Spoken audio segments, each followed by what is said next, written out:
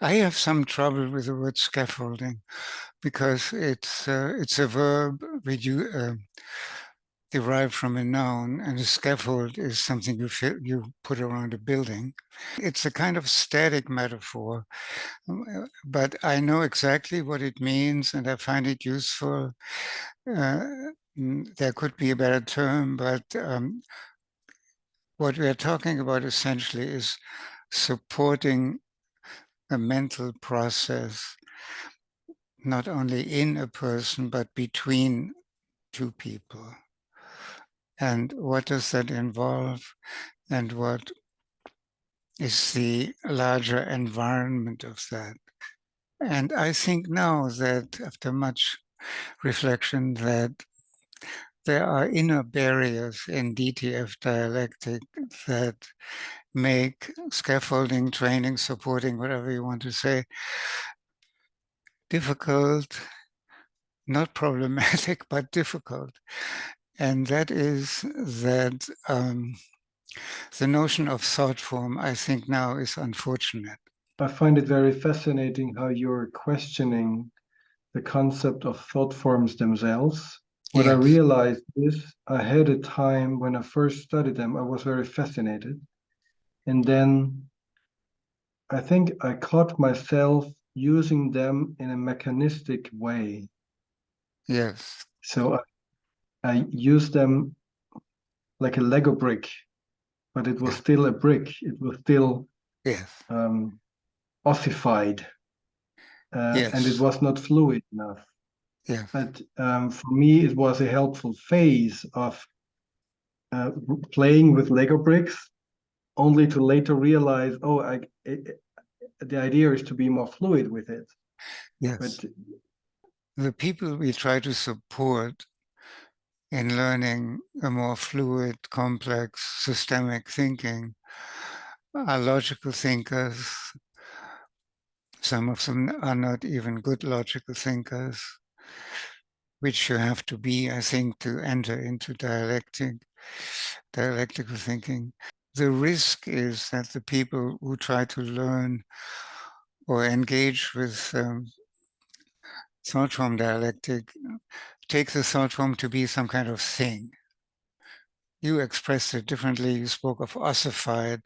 That's exactly what I mean, that you can push thought forms around like a piece of mental furniture. I made, and I'm sure everybody who teaches dialectic makes this attempt to get people out of the rut they get into when you ask them to identify a thought form, because that means to thingify, ossify a thought form. And that's good for scoring, and it's necessary for making a case study, but it's fatal if you get stuck with that. And so how do you, as a trainer, how do you do both?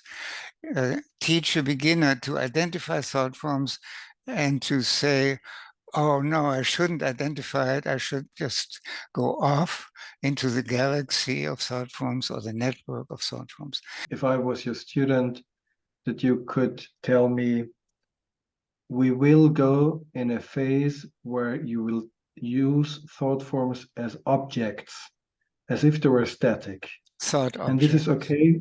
And this is okay for a phase one. But I promise you and I warn you, we won't stay there.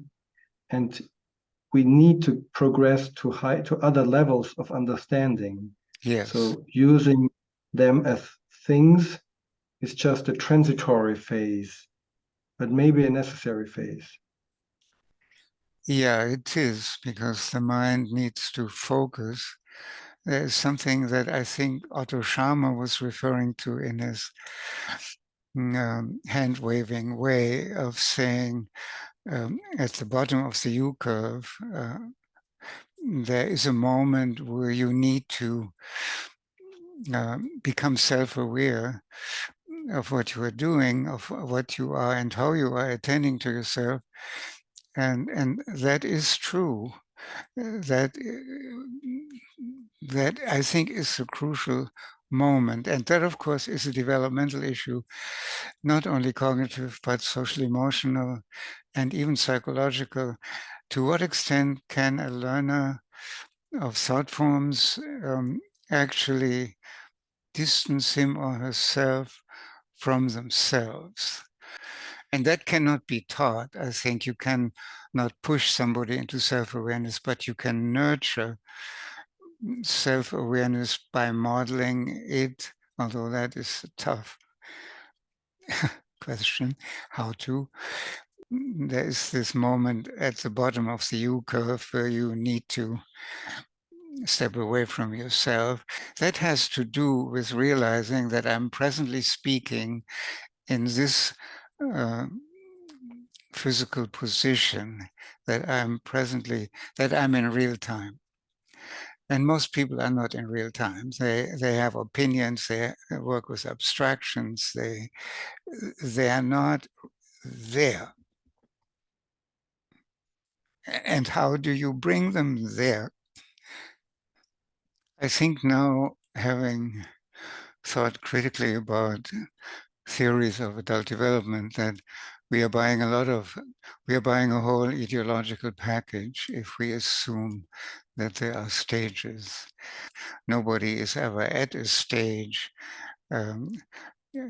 People are oscillating around the center of gravity. Letting people begin to trust themselves enough to work with their movements in thought, to get a hold of your own mental process, to get a hold of your own movements in thought, to believe that there are movements in thought that you can attend to, that you haven't so far attended to, that are worth attending to, and that have a structure.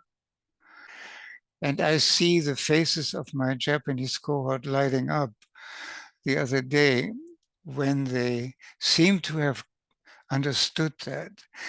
So for instance, we were looking at a text and we were looking at a cognitive interview, at a fragment of it.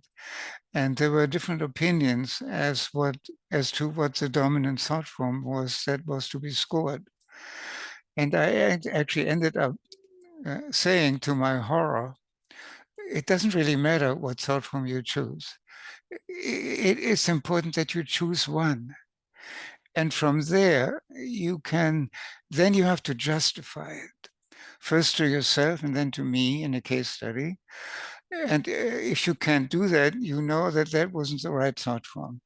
And also, if you look at the thought form table, each thought form has, on paper even, associated with it uh, alternative thought forms that could be used, that should be thought about before you commit to the thought form you have used.